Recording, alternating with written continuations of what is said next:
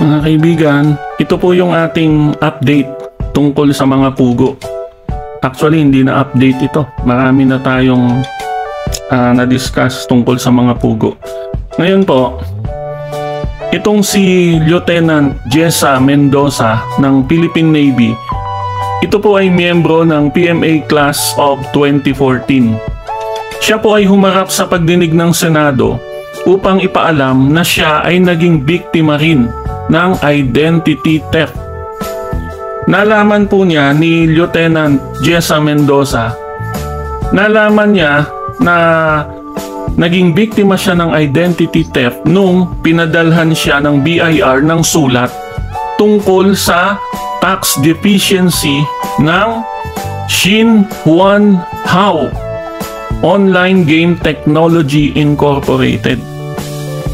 Bukod po dito, nakatanggap din si Lieutenant Mendoza ng isa pang sulat mula sa BIR hinggil sa isa pang tax deficiency ng Handy International Prime Incorporated.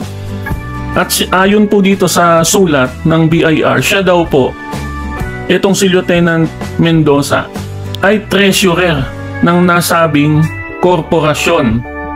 Ganon din ang iba pang miyembro ng kanyang pamilya ay nakalagay din sa nasabing sulat. Nakatanggap din daw po siya ng subpoena, si Lieutenant Mendoza. Nakatanggap din siya ng subpoena mula sa Office of the City Prosecutor ng lungsod ng Makati.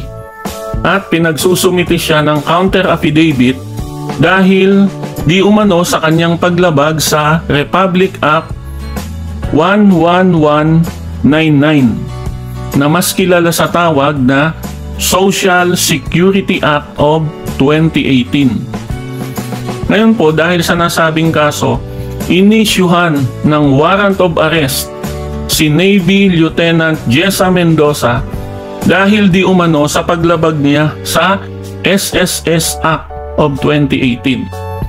Dahil po dito, napilitang magpiyansa si Lieutenant Mendoza ng nagkakahalagang 108,000.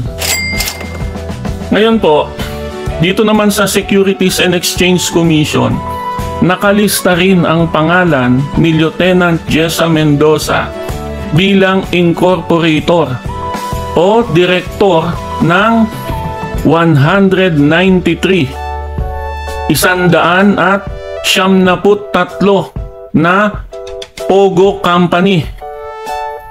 Ang kanyang pangalan, tax identification number o yung kanyang TIN at ang kanyang pirma ay ginamit sa Articles of Incorporation nitong 193 na Pogo Company na may mga foreign names.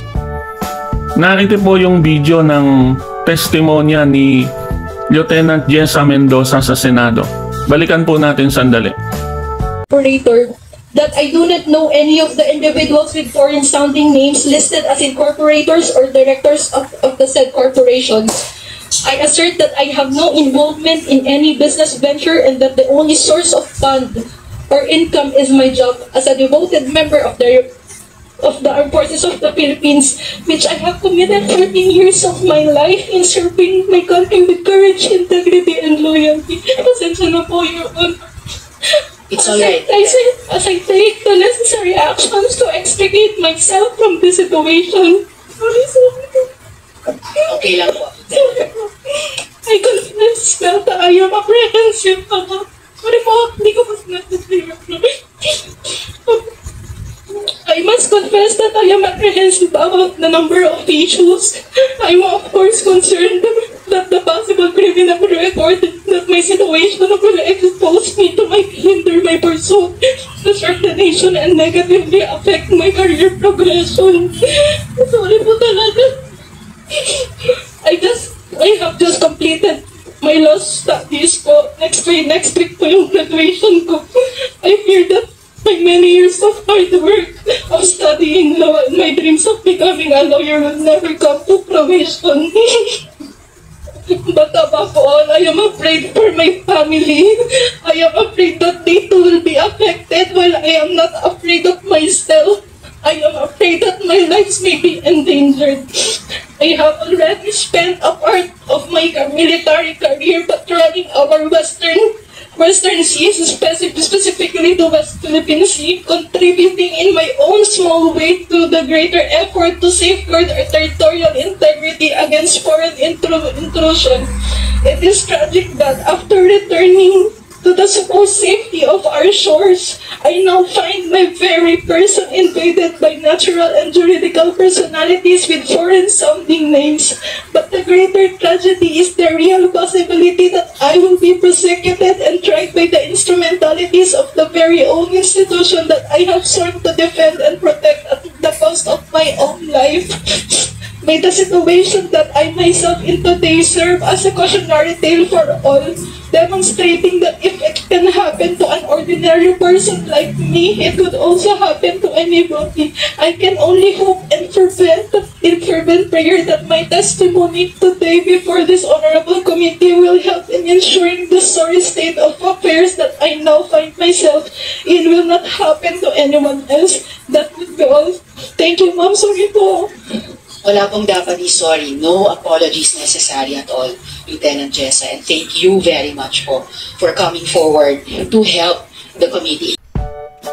Ngayon po, ito naman, sinabi ni Senator Sherwin Gatchalian na dahil sa pag-iimbestiga nila kay Guo, nagkaroon ng banta sa kanyang buhay. At ang pinaghihinalaan nga ay posibleng may kinalaman di umano si Guaping alias Alice Guo dito sa pagbabanta di umano kay Senador Gatchalian.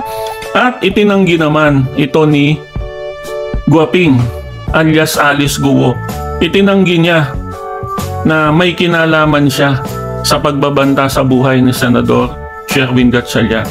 Ngayon po ipinapris ng Court of Appeals ang mga ari-arian ni Guo at ito po yung mga sumusunod na properties.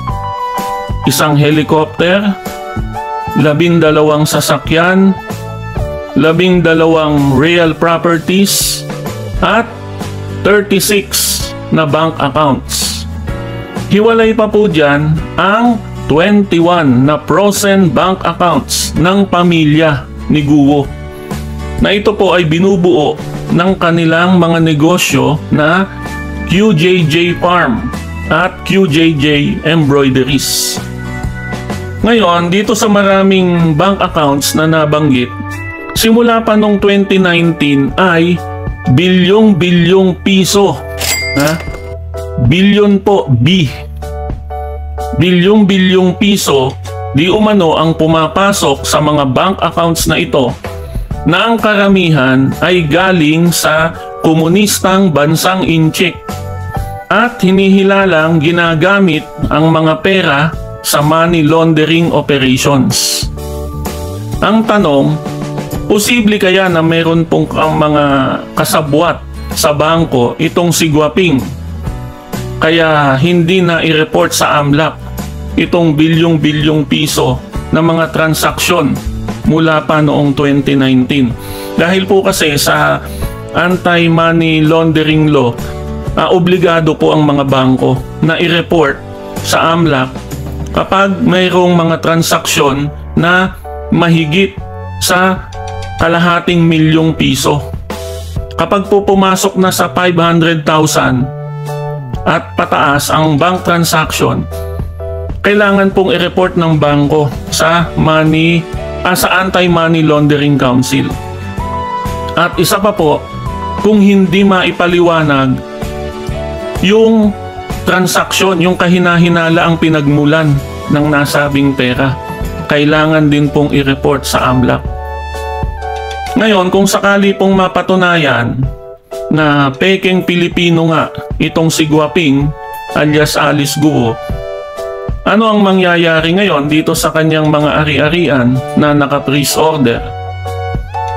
Ang mangyayari po, sa gobyerno po mapupunta, sa gobyerno ng Pilipinas mapupunta ang mga ari-arian niya. Yung pong mga real estate assets niya ay mapoporfeit. Ano po? Mapoporfeit in favor of the government dahil hindi pwedeng bumili ng lupa ang mga pekeng Pilipino.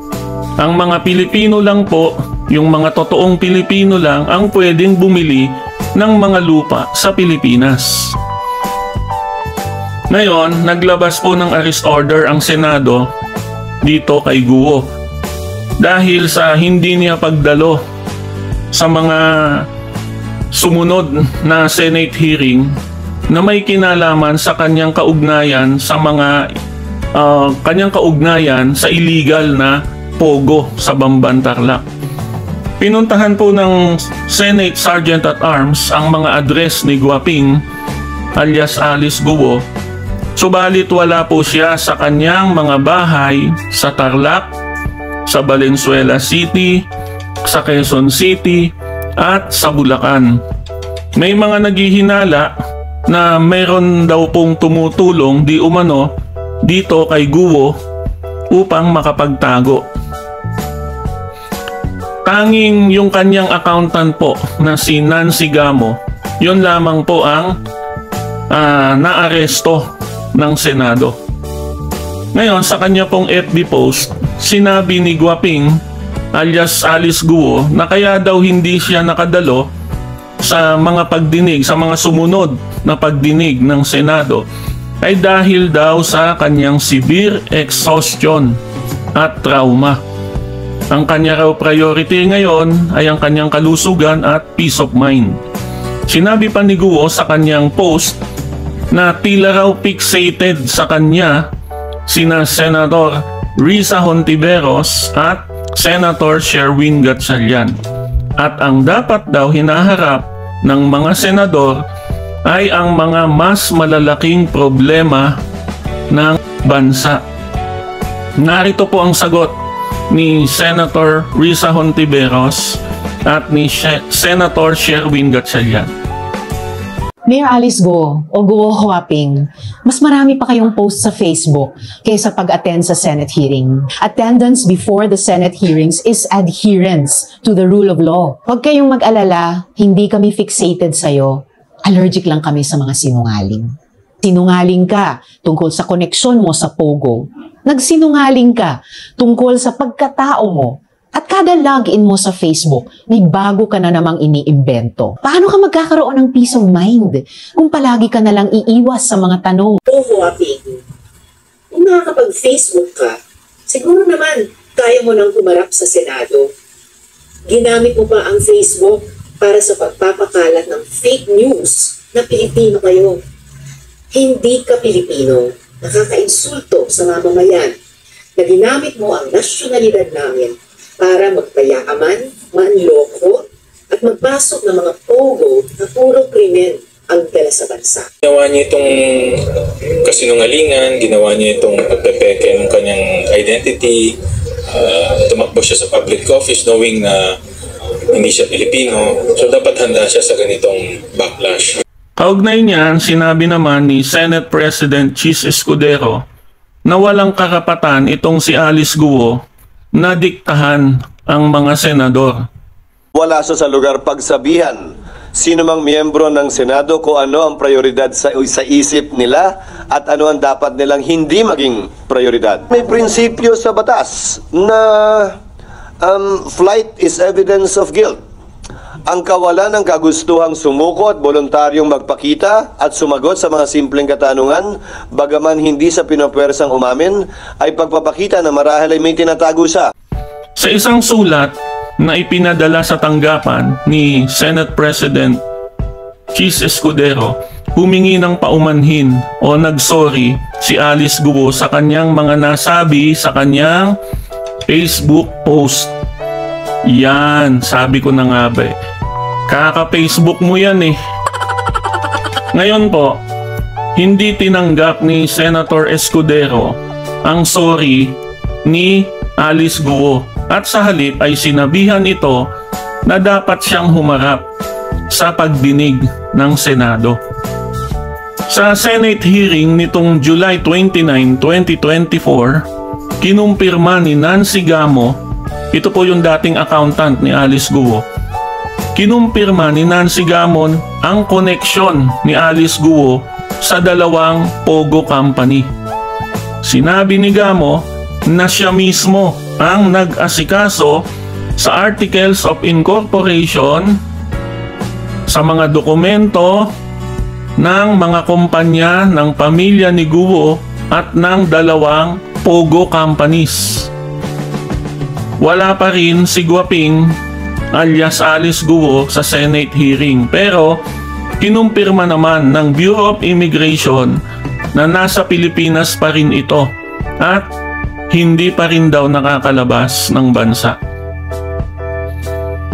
Ngayon, payong kaibigan lang, alam kong ito ay unsolicited advice, pero payong kaibigan lang, Guaping, sana huwag ka nang mag-Facebook, bawasan mo na yung copy Facebook mo. At sa halip na mag-post ka ng mga statements mo sa FB, mas maganda kung personal kang dadalo sa Senate hearing para direkta mong masagot yung mga issue na kinasasangkutan mo. Yan lang yung aking unsolicited advice sa'yo na alam kong tama at ayon sa batas. Alam mo, hindi ka tatagal sa pagtatago. Sooner or later, makikita ka rin kung dito ka lang sa Pilipinas magpapaikot-ikot.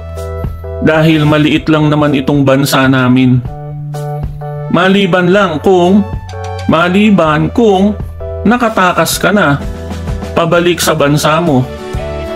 Pero nga, ang sabi naman itong mga taga Bureau of Immigration ay hindi ka pa naman daw nakakalabas ng aming bansa. Kaya mas maganda sana lumalo ka na sa mga susunod na pagdinig ng Senado. At patunayan mo na mali ang mga akusasyon sa'yo. Maglabas ka ng mga ebidensya na pabor sa'yo. Maglabas ka ng mga ebidensya bilang pagpapatunay na mali ang mga sinasabi sa'yo, na mali ang mga hinala sa'yo.